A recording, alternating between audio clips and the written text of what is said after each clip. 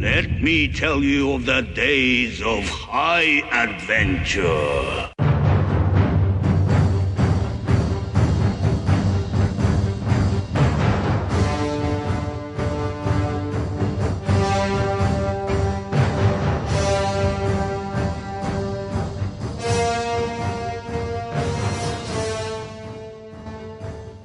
Hello, everybody. This is Kevin, and you're listening to another episode of 6 Degrees of Schwarzenegger, the podcast where we're taking a long, hard look at some of our favorite action movies from the era of Arnold.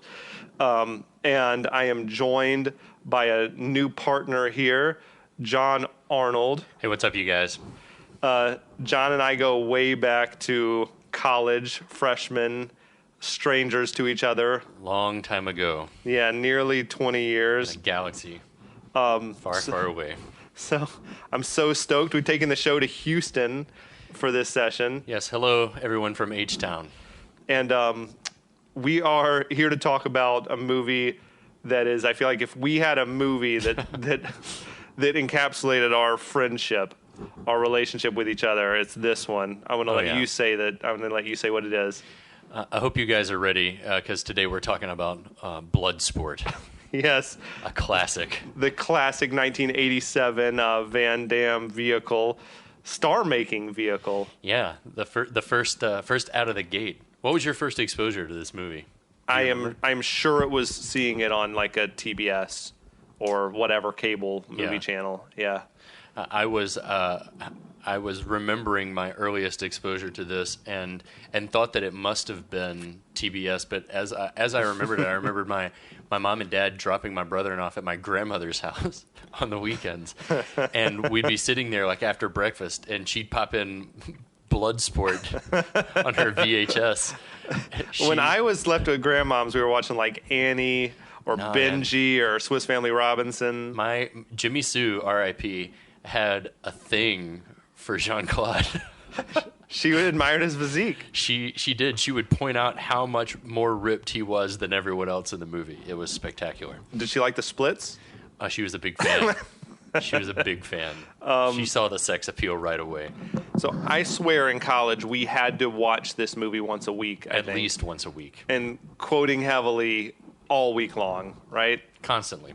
Getting on other roommates' nerves, I'm sure. Absolutely. You had no choice. You either had to play along or be completely annoyed at all times. So what are we sipping on here to paint the picture? So we're having some Woodford Reserve double oaked.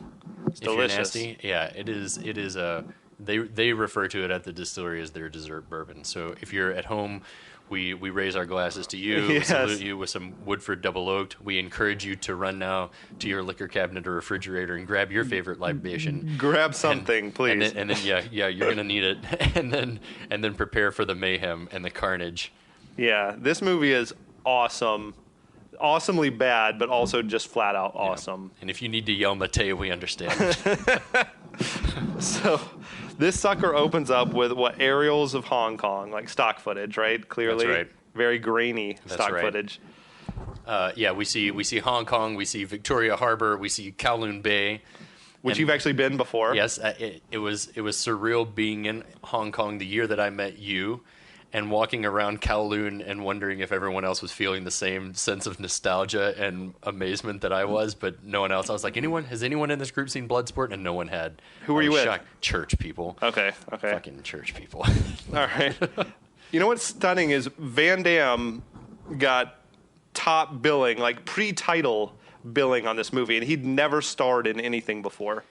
The backstory of how he was even discovered for this is phenomenal. And so you see a young Van Damme who'd been languishing in Hollywood for 5 years as like a pizza delivery guy and a waiter. Or dancing in the background of Breakin' 2 or Breakin' whatever. I feel like I haven't done proper research. I need to go watch. And he was in an awful karate flick called No Retreat, No Surrender, which is kind of like a Karate Kid knockoff, just about. But he was like the evil Russian bad guy. But I don't think he ever got to speak. So this is how you get your career made. You run up to a movie producer and you say, "Hey, guy," and you do check this out. a flying roundhouse kick above his head, and you get signed to your first major motion picture. He's like, yes, we're going to make you famous. You've kid. got the stuff. You've got the touch. The rest is history. But yeah, that is wacky. Yeah. And yeah, it seems like he just got the part through like sheer bravado. Yeah. No one believed in himself more than Van Damme. There were also these crazy stories like this would have been, I guess, after the filming of this movie, but that Van Damme was originally cast to be the original Predator. In Predator, like he was going to be the guy in the suit. Interesting. Much smaller guy than the Predator actually wound up being. And there are a million stories, but he also had a similar story where he was just all the time trying to show people his karate moves, like the kicks and the splits and stuff, and wanted Predator to do that. And they were like, yeah, no, that's not going to happen. It's not this kind of alien. And he got shit canned from that gig. But that would have been post this movie filming, but before this movie came out, probably. Right. Yeah. And directed by Newt Arnold. No, definitely no relation. But we'll refer to him as Uncle Newt throughout. So we're looking at like the Korukai boys setting up for the Kumite. That's right. Which I did like Google Translate. That does mean like Black Dragon Society. That's pretty cool. Sounds awesome as well. Yep. Newt Arnold, fun fact, was the guy in the shower scene in Goonies where the Goonies mess up the town's water system and the guy's staring at the faucet in bewilderment as the water's going crazy. Just so you guys know, that's nuts. I haven't seen Goonies enough to even like close my eyes and picture the scene. But yeah. Then we got like the awesome first montage of the movie, like the various fighters in their training. Chong Li is like breaking ice, and it's fucking badass. It is. The ice is just like exploding, right? And then we just see a litany of probably inspirations for Street Fighter characters. There's like, yeah, it's like every fighting type Kombat. you can imagine. There's sumo guy. Then there's like monkey style guy, like cracking coconuts on a tree limb. Euro trash guy with his manservant looking on, grinning surreptitiously. I know, it just flying through boards. Then there's the Brazilian guy. I guess he seems Paradise. Yeah. Brazilian jungle fight guy. Who is Van Damme's good friend? I don't know if it's Michelle or Michael. Yeah, probably Michelle. Kesey, who played Tong Po in Kickboxer. Which is crazy to me, but I guess now going back and thinking about it, I can see like that horrible facial prosthetic. Yeah. It's really weird. It's terrible. And then he was in Lionheart as well as like one of the French Foreign Legion military policemen. That's right. Which very similar to this movie, that one. Very. If you think about it. Then we get Ray Jackson, the American, played by Revenge of the Nerds star Donald Gibb. Yeah, he's like pretty great, but there's no discernible technique. No, he's just pounding a heavy bag. He is what a video game would refer to as a brawler. And his buddy, who's like even more schlubby than he is, comes and is like, "You really going to Hong Kong? You can get killed in that." And only if you fuck up. Yeah, he's like, yeah, I need some more scars on my face. Well, it's a tight, very tight, like second long bit of exposition. Yeah. You're going to Hong Kong, you're fighting in something called a kumite, and you can get killed. So the whole premise of the movie has been outlined by this schlub getting worked up at the heavy bag. This movie is like nothing if not economical. Like it keeps it moving. It's a good thing for a movie like this. You don't want it to be 2 hours long. No, we are clocking in at like under 1 hour and 40 minutes. Yeah, for sure. It could have been much shorter. Then we go to meet Frank Dukes training in the military gym. Like he's kicking a speed bag. Like you do. Was he wearing like a unitard? Yeah, something like I'm sure it was Army issued unitard. Army issued. When he's approached by corporate terrible acting. Yeah, like just this horrible corporal. Sir, excuse me, sir. Sorry to interrupt. No facial expressions on this guy. He's like a mask. It's just such bad acting. Then he's like, well, let me go he's like, I got to take you to see the colonel. Colonel Cook would like to see you before you head out on furlough. He's like, okay, well, let me go grab a shower first. And the guy's like, well, I'll just have to wait and watch. He was like... He's kinky like that. But then he just lets him go, of course. All I could think was, props to Van Damme for learning English during this whole part. I'm just like... It's been a struggle. It's not great acting, but he learned English. So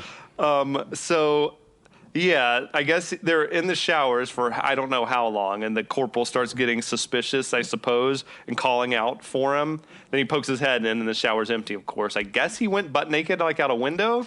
One presumes. Or maybe with a towel. Yeah. He like to he was think pulling about up it. some red whitey tighties as he was running out of the barracks. He never goes far without his briefs. So, what? Corporal Man goes to the general or the colonel. Corporal Terrible Actor runs into Colonel Cook and informs him that Dukes is nowhere to be found, and the colonel says, "Put Helmer and Rollins on it right away, and don't show up until you found him." And Well, I don't know if Colonel Cook said it or if the guy who dubbed Colonel Cook's voice said it, because this was some of the worst vocal dubbing I've seen. Our speculation, right, was that the movie is filmed in Hong Kong, so Right. this might have not been an American, just a white guy. yeah, he could have been some Brit or something with a thick And they're like, accent. just say They're it, like- we'll dub it later, or Dutch or they're whatever. They're like, at this point, we can't have two Americans with thick foreign accents. being our American Army guys. But yeah, so maybe just had like a high pitched squeaky like Mickey Mouse voice or something. But Any number of things. either way, yeah, they sick some military police guys on finding Dukes.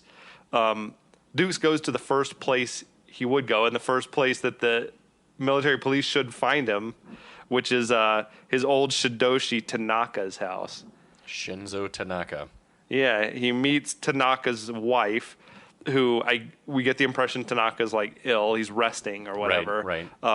There's a super, super awkward hug Oh, man. between Van Damme and it's like that ass out hug. Well, for anyone that's ever acted in a show of any kind or done any bit of theater, it's like when two people are looking each other and you know someone's supposed to be doing something, but you're not sure who's supposed to instigate it. And then they finally hug and it's like, oh, but it's the most awkward thing They ever. were like purposefully holding their faces, like keeping their faces away from touching, and I feel like it's probably like we'll mess up the makeup. Yeah. If our faces rub against each other, and we don't have time for that. There's no time. There's no never time to any fix this. time. Yeah, that's weird. She goes to, I guess, check on Yeah, Shinzo. She goes to make sure that he is awake or capable of accepting visitors. Put his clothes back on. So she can dress him. Yes, he can see you now. And as she's leaving the room, Frank gets visual of that katana sword sitting on the mantle. Yeah, which Or not on the triggers mantle. I guess it's just on a piece of furniture. But anyway. triggers like an epic flashback sequence in the movie. which someone on the internet claims is the longest flashback ever. We're calling bullshit on that.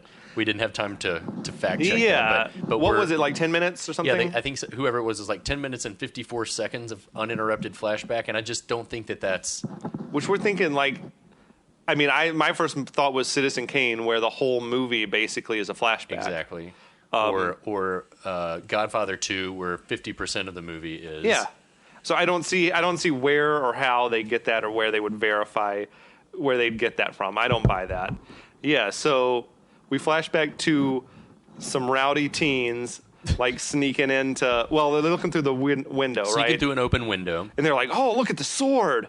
So they come in, the ringleader like gives this big conspicuous sort of waving motion. Rugby like, shirt kid. Yeah, come on in, guys. They go in there. They want to just play with the sword, I guess. No, man, the one kid says, "Are you going Were to they grab gonna something or not?" I think that they were were gonna steal it? out for loot. And, Okay. and then Frank enters the house wearing every Giants sports paraphernalia that he could find at home. It was a San Francisco Giants hat with the New York Giants jersey on. Brilliant. And we're just like, this is probably just what they found. I think the whole movie was maybe done in Hong Kong. I wonder if some of this was done in America. I don't know. You can also the number on the front of the jersey, of the football jersey, did not match the numbers that were on the sleeves. Really? Yeah. That's It's like awesome. the number on the front of the jersey is like 65, and there's only a number 5 So on that the does sleeve. seem like the knockoff Yeah. stuff you would find in Hong Kong. Yeah, exactly. Okay. Surprise Giants was spelled correctly, but And they're like looting the place, I guess, then, and they hear someone entering the house. So the two smart ones run off. they drop the sword and And they're like, the "Come on, sheath. Frank, let's go." Dumbass Frank. Frank is too polite a kid and is trying to set things back where they go. Yeah, it's like I can't. He's Why wouldn't you just just run? too stupid to run.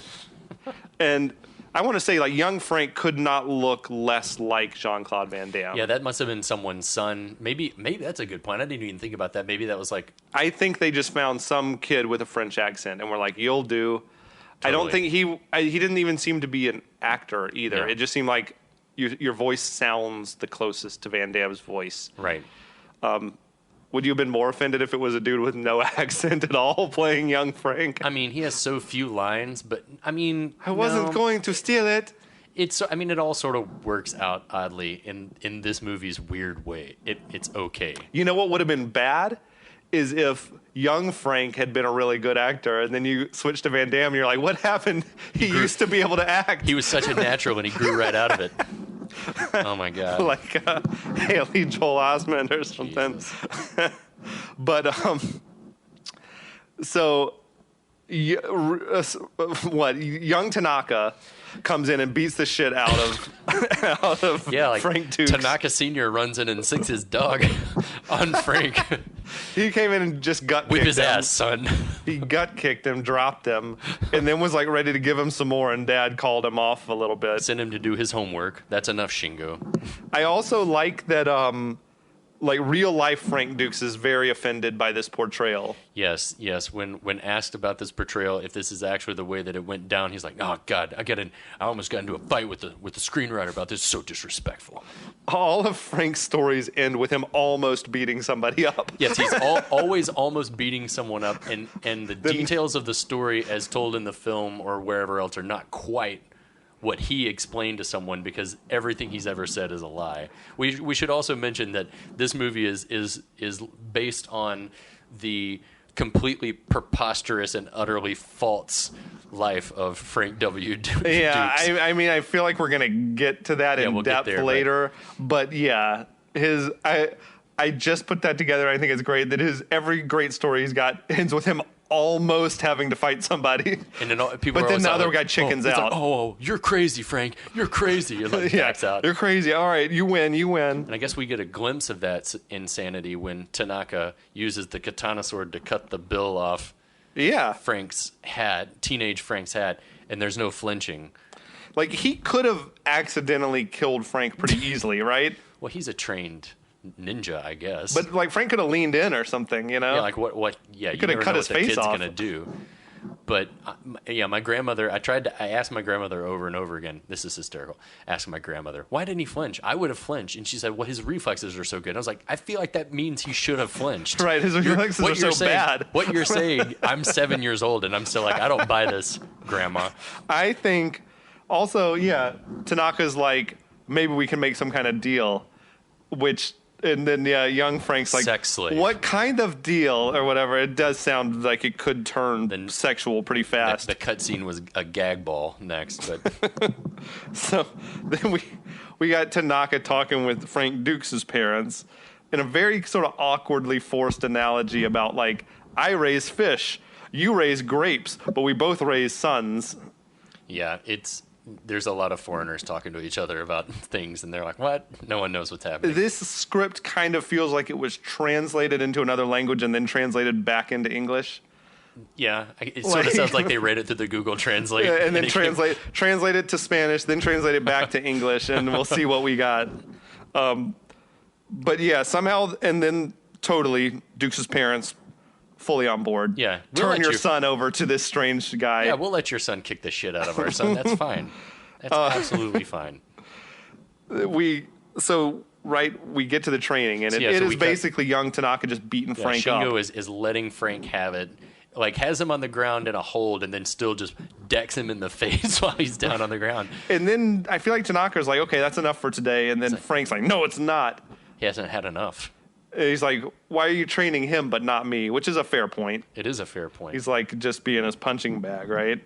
But then we fast forward a little bit more, and I think that maybe Tanaka was impressed by that, but we fast forward to a schoolyard beatdown, and it appears that Shingo's been ganged up on. I feel like a couple more rugby shirt guys are beaten up. Maybe the same rugby shirt guys. It could have been his old friends. Yeah. I was thinking that kind of would make sense for Frank to now be on the side of the underdog in that situation, but Frank runs in and like whips ass. Which is weird. I thought that so we have established that young Tanaka can handle Frank all day long. Right. But these two guys are beating him up, and then Frank comes in and beats them up. So now I've lost track of the hierarchy of who's the best fighters in the schoolyard. Well, maybe Frank was catching up rapidly. Maybe he's a fast learner because of that fighting spirit that we saw earlier. Yeah. And also Shingo was jumped in the schoolyard by two bullies. That's true. He could have been jumped. Yeah. Whose bike did they leave on the ground when they're walking off? Did they just walk off and leave one? Well, we get some more. We can't forget the exposition. Shingo says as Frank walks up to help. Oh yes. One day I'm going to fight in the Kumite and make my father proud. And it's like, okay. All right. Bye. Let's go home, I guess. Which, cut to, no, you're not, Shingo. Spoiler, Shingo died. And it's never really explained. Tanaka's very distraught. Yeah, it's never explained. It's his only son from presumably a second marriage? Yeah, he definitely goes into that. So, a couple of theories. My first instinct is that Shingo got mixed up in some bad business and, like, doing drugs and stuff. Right. But, like, I've heard this theory before that he could have been in an earlier draft of the script or something. Maybe he was the guy who got killed by Chong Li at the previous Kumite. But they cut that storyline. I don't know. A little bit, yeah. But there's another movie that I would talk to you about a moment ago called Blood Fight. or it's also called sometimes Final Fight. But it's a sweet video game. But I think it's called Blood Fight, like on the title card of the movie. And it came out like year after Bloodsport. The plot is strikingly similar. I'm shocked by that. It's an international Kumite with guys fighting from all over the world, different styles. Did they call it Kumite? I don't know if it had a name. I don't remember. It's on Amazon Prime, or at least... Sometimes I like to think that Frank made that word up. It is, as of this recording. It's called Final Fight on Amazon Prime, but the title of the movie on the screen is called Blood Fight. It's got Bolo Young, who's the main bad guy in this. Right. Is the main bad guy in that. Going by the name of Chang Li. Oh, my God. And in that movie... No one's even trying. In that movie, Chang Li kills the protege of the main hero of the film. If you guys want to, we encourage you to hit pause, run to your nearest streaming device, and watch Final Fight, and then grab a six-pack, and then come right back and pick up where you've left off, because this will be a good refresher. He kills this guy, same neck-breaking move. Then he takes that guy's bandana and waves it around triumphantly. And later on in the Final Fight, he wears it tied around his waist. Oh my God! And this came after Bloodsport. It was definitely released after. It's got a later date on it, but I feel like they just took the movie and redid it. There's a sumo guy. There's a 7-foot tall Indian guy. That's okay. Yeah. In there. I mean, American directors do that to Japanese films all the time, so I feel like it's fair game. Though, it makes me wonder if they just sort of took a draft of the script where it's like, oh well, it'll be the protege got killed and it's a revenge film rather than. Anyway, we just don't know what happened to Shingo. What was your theory? Car wreck. Car crash? Cancer? Or the rugby shirt guy beat him up and killed him. Hate crime. That's right, hate crime. Shit, it got grim. I know it got dark, but...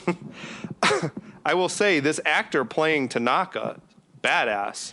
His name was Roy Chow, who you all at home may remember as Lao She from Indiana Jones and the Temple of Doom. Fuck yes. When you called that out, I was like, that is why he's so familiar. This Nurhachi's a really small guy. Lao She. He's such a good actor. He's acting circles around Van Damme. Like, it almost brings a tear to your eye when he's talking about how his karate, is taught father to son and all that. Yeah, but Van Damme's early 80s moosed up hair meant to convey a younger age makes up for the acting that's not happening during this heartfelt moment with Tanaka. Different hairstyle, he's got to be younger. Oh my God. He looks like a keyboard player for a new wave band. It was really moosed up. It was tall. But yeah, dude, the emotion on that, awesome. Yeah, well, I mean, to hear I was shocked to go back and listen to the full story because I don't think I appreciated as like a preteen that Tanaka reveals that his entire family was wiped out by the original atom bomb fuck, that's rough. Yeah. And so he rebuilt his life in California with Started another family. yeah, and then now that legacy is gone too. And now he's, I guess, too old to do it all again. But he's like, would his assume. legacy is his... Mama Tanaka is not looking. Nah. No, she's past the child rearing age. She's barren. Yeah. No seed may find purchase on that rocky soil. But it is like, yeah, like I guess his legacy is his martial arts. And he's like saying, you know, it dies with me, I guess. And that's why Frank Dukes is like, you can train me, Shidoshi. But you're not Japanese. You are not a Tanaka. And yeah, it's you like, are neither family, nor are you Asian. Racist. It is a little, and I think the way that he wins him over is like, well, let's do it to honor you. Yeah. And he's like, oh, okay, yeah, that sounds pretty good. So it's either ego or is he just really vain? Frank, well, I think Frank is aware of the quickest way straight to a Japanese ninja's heart, and that is play the honor card. True. Yeah. He seems really invested in his karate being on display at the Kumite. Oh yeah. It's the only way for that legacy to live on. So I guess the real Frank Dukes claims that he was trained as a ninja, so I guess it's ninjitsu. yes, we are looking at ninjutsu or whatever Also, that shapes part of up to be. his crazy ass story was that he was trained by Tiger Tanaka, and then someone points out, you know, that's the name of the ninja trainer in a James Bond novel, and he's like, oh well, you know, those books were based on real life people. Like that's the card he played, was that he was trained by the guy who was the inspiration for the guy in the James Bond. Look, book. I mean, his ability in real life, Frank Duke's ability to think of a lie in real time is mind-numbing. It's unrivaled. It is unbelievable. He's got an answer for everything, and it's usually like some of them are not the smartest responses. No. Like, He would set the Kumite record for fastest lie. Fastest lie told. But now I also wonder, did Tanaka win the Kumite as a younger man? I think that is implied The by sword? virtue of the katana sword, but it has to be earned. Okay, I like it. And because all the Black Dragon guys, as we'll see later, they're aware of who he is. Like, yeah, they know they're his aware. legacy. Yeah. Good call. So now we go into a training montage. Oh. Every good movie's got to have a training montage. That is correct. Yes. It gets you on the side of the hero. I read that recently. Is that every good movie worth its salt has You're a training watching him like earn it. Right. It's the same thing with Rocky. Same thing with Karate Kid was like Karate all Kid, training. The most recent because you're seeing people from a standpoint of they're a complete novice, they're a complete fuck up like you are at any given time with whatever career path you've chosen, and people are supposed to be able to identify with that because it's like they're not preternaturally born with that. They're not ability. already the best. I wasn't born a ninja. I worked hard. If you think about even like the Matrix movies, you get to see training. Exactly. Yeah. Even though it happens on a unorthodox in quick time, as fast as a download. So you get all the Jean-Claude Van Damme staples in this. Like there's splits, there's blindfold fighting, him getting beaten with sticks, grabbing goldfish. He wasn't blindfold grabbing goldfish, was he? I don't think so. No. Okay, you couldn't do that. No one's that good. Just grabbing goldfish was impressive enough. The reflexes. Yeah, and then we do get the blindfolded tea service. Yes. There's blindfolded tea service. And then what? Tanaka tries to chop him in the face, and he catches it. Yes, the blindfolded tea service karate chop block just kind of catches it really impressed Mrs. Tanaka. Oh yeah, she had a lady boner from that. I think she's lusting after young Frank. For young Frank. The student has become the teacher, so to speak. So he's getting beaten with sticks. He's getting pulled apart in that like sort of rack. Yeah, so I think that this is the whole. It's like a whole allusion to being able to separate your mind from your body. So the beating from sticks is like the beginning of that training, and then like meditating while in pain. And then once you graduate from being beaten and being able to stand that, you get drawn and quartered.